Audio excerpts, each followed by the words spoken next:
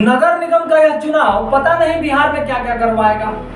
अब देखिए, भारतीय जनता पार्टी के राष्ट्रीय उपाध्यक्ष और बिहार के भाजपा पार्टी के कद्दावर नेता बीच इस नगर निगम चुनाव को लेकर जुबानी जंग छिड़ गई हुई है।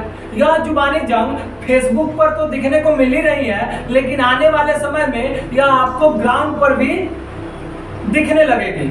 क्या है पूरा मामला, इस पर हम बातचीत करने जा रहे हैं अपने editor in chief Shashi Shekhar ji के साथ। सर, जिस तरह से भाजपा के बीच ही नगर निगम चुनाव को लेकर के कलह देखने को मिल रही है फेसबुक के माध्यम से, क्या लगता है आपको? लगता तो ये है कि एक तरफ जो ये चुनाव है पूरा नगर निगम का, वो नॉन पॉलिटिकल है, मतलब वो पॉलिटिकल सिंबल पे चुनाव नहीं लड़ा जाएगा, ऐसा कहा जा रहा था और ऐसा है भी। लेकिन पिछले कुछ दिनों से जब से ये तय हुआ कि ये सीट सामान्य श्रेणी में आया, खासकर हम पूर्वी चंपारण की मोतिहारी की बात करें, और धीरे धीरे जैसे भाजपा ने अपनी तरफ से एक कैंडिडेट भी, दो कैंडिडेट भी घोषित किया, एक मेयर पोस्ट के लिए और एक उप मेयर के लिए। राजद की तरफ से भी, जो राजद के यहाँ पे जिलाध्यक्ष हैं, उन्होंने एक पत्र लिखा अपने बिहार के अध्यक्ष को, जगदानंद सिंह को, और सुरेश यादव जो यहाँ के जिलाध्यक्ष हैं पूर्वी चंपारण के, उन्होंने भी एक व्यक्ति को समर्थन देने की बात की और एक रिक्वेस्ट किया। इस बीच में एक कैंडिडेट जो यहाँ पे भावी मेयर के कैंडिडेट हैं मोतिहारी में, उनको इस बीच में देखा गया कि वो लालू यादव से मिल रहे हैं, तेजस्वी यादव से मिल रहे हैं।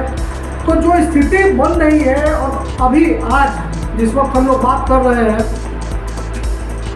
अपने जो इंट्रोडक्शन में कहा कि भाजपा के राष्ट्रीय उपाध्यक्ष यानी राधामोहन सिंह जी और कद्दावर नेता जो आप कह रहे हैं, जो विधायक है ढाका से पवन जायसवाल जी, इन लोगों के बीच कुछ फेसबुक पे कुछ बातचीत हुई है और आरोप प्रत्यारोप भी चल रहा है।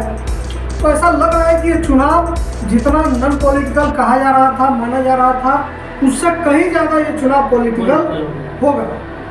तो पहली बात तो ये तय हो गया कि ये चुनाव की जो रूपरेखा है वो किस तरह से होने जा रही है। लोग ये मान रहे थे, कई उम्मीदवार ये कह रहे थे कि चूंकि ये दल का चुनाव नहीं है, इसलिए इस चुनाव को अलग ढंग से लड़ा जाएगा और अलग ढंग से लोग भी इसमें मतदान करेंगे। लेकिन मुझे ऐसा नहीं लगता कि ऐसा कुछ होगा। अब मुझे लगता है कि प्योर पॉलिटिकल चुनाव होगा महागठबंधन और एनडीए के, भाजपा के बीच। एक ये बात हो गई। अब दूसरी बात, जो मूल बात आपने इंट्रोडक्शन में कहा, ये बड़ा मतलब अजीब है, और अजीब नहीं भी है दूसरा तरीके से देखिए तो।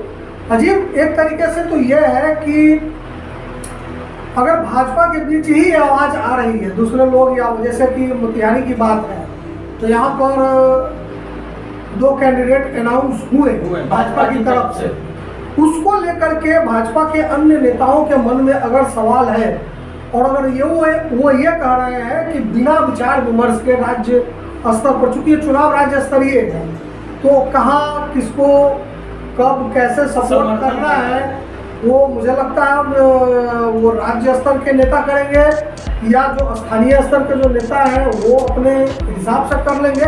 मुझे नहीं मालूम भाजपा कैसे ये काम करेगी, लेकिन समस्या इसी चीज़ को लेकर है जो दिख रही है फेसबुक पर, और आगे और दिखेगी। फेसबुक पोस्ट उसमें उन्होंने लिखा है, जन सेवा और विकास के लिए आजमाए हुए को क्या आजमाना, जान रहा है सारा जमाना। तो मुझे तो बड़ा अजीब मतलब ये सेंटेंस लगा, आजमाए हुए को क्या आजमाना, मतलब ये पता नहीं लोग कैसे वाला। हाँ, मतलब आजमाए हुए को क्या आजमाना। अब ये सकारात्मक सेंटेंस है या नकारात्मक है, पॉजिटिव है, नेगेटिव है, मुझे बड़ा मतलब इंटरेस्टिंग सेंटेंस ये लग रहा है। स्पष्ट नहीं है इसमें कुछ, आप उनके हिसाब से तो स्पष्ट ही है, लेकिन मुझे थोड़ा सा ये लग रहा है कि जो मैसेज वो देना चाह रहे हैं, हो सकता है वो मैसेज उस तरह से न पहुँचे कि वो हम कहते हैं कि भाई आदमी सो गया है, कि सोए हुए को क्या जगाना, या सोए हुए को क्या सुलाना, या आप घर पे खा के आए हैं तो हम कहेंगे कि खाए हुए को क्या खिलाना। तो उसी तरह हुआ कि हम आजमाए हुए को क्या आजमाना। तो ये बड़ा मतलब मुझे लगता है कि जिन लोगों ने भी ये नारा गढ़ा है, उनको थोड़ा ध्यान लगाना चाहिए, ध्यान रखना चाहिए, और करेक्शन हो सके तो करेक्शन भी करना चाहिए, क्योंकि अंदर सर एक आखिरी सवाल है, आपने जब ढाका के जो विधायक हैं उनका इंटरव्यू किया था तो उन्होंने कहा था कि हम जो है चुमावन वाली बात जो मुझे स्पष्ट रूप से याद नहीं है, उन्होंने कहा था कि हम चुमावन करेंगे। तो भाजपा के विधायक जो पवन जायसवाल जी हैं ढाका के क्षेत्र से, ढाका विधानसभा क्षेत्र से, तो इस पोस्ट से तो यही लगता है कि चुमावन करने की बारी आ गई है। उनको जिन्होंने जितना चुमावन किया था वो चुमावन इस बार करेंगे। देखिए, ये मुझे नहीं लगता कि ये सिर्फ उनका व्यक्तिगत मामला है। जिस तरह से उन्होंने लिखा है या जिस तरह से हम लोग जानते हैं, हर पत्रकार जानता है कि बिहार भाजपा में जो एक तरफ मौजूदा अध्यक्ष हैं भाजपा के वो, और एक तरफ जो अन्य लोग हैं, खास करके बिहार भाजपा में राधा मोहन सिंह जी का काफ़ी अच्छा मतलब एक दखल बहुत दिनों से, बहुत सालों से रहा है। और चूंकि ये पूर्वी चंपारण से है, संजय जायसवाल पश्चिमी चंपारण से है, तो धारेबाजी तो गुटबाजी तो है ही, तो भले सत्ता के ऊपर। तो कहाँ थे हम? चलिए, अच्छा सर, अंतिम सवाल ये है कि राधा मोहन सिंह जी ने जो लिखा, क्या उन्होंने ये जिस तरह से पवन जायसवाल जिसको कोट कर रहे हैं कि राज्य स्तरीय मीटिंग होनी चाहिए, तो राधा मोहन सिंह जी ने क्या ये सही किया है?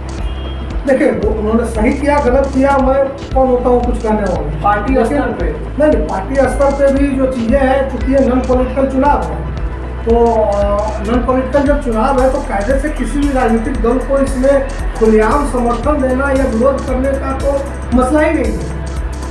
लेकिन हाँ, मतलब कोई भी दल अगर किसी कैंडिडेट को खुलेआम सपोर्ट कर रहा है या विरोध कर रहा है तो वो मुझे लगता है कि वो ठीक नहीं कर रहा। अब नॉन पॉलिटिकल है तो इतना ज़्यादा पॉलिटिकल इंटरवेंशन खुलकर सामने आना ठीक नहीं, लेकिन अगर हो रहा है तो होने दीजिए, और अगर गुटबाजी है तो वो भी होने दीजिए। जो भी होगा अच्छा होगा, जो भी होगा अच्छा होगा। हम लोग बस इस पर नजर बनाए रखेंगे। जनता का मुद्दा जो है हमेशा हम जनता की बात करेंगे, जनता से राय लेंगे, जनता की डिमांड को उठाएंगे, जनता के डिमांड को सामने लाएंगे। कोई भी पार्टी हो, कोई भी दल हो, कोई भी उम्मीदवार हो, उससे हमारा और आपका कोई बहुत ज़्यादा लेना देना नहीं है।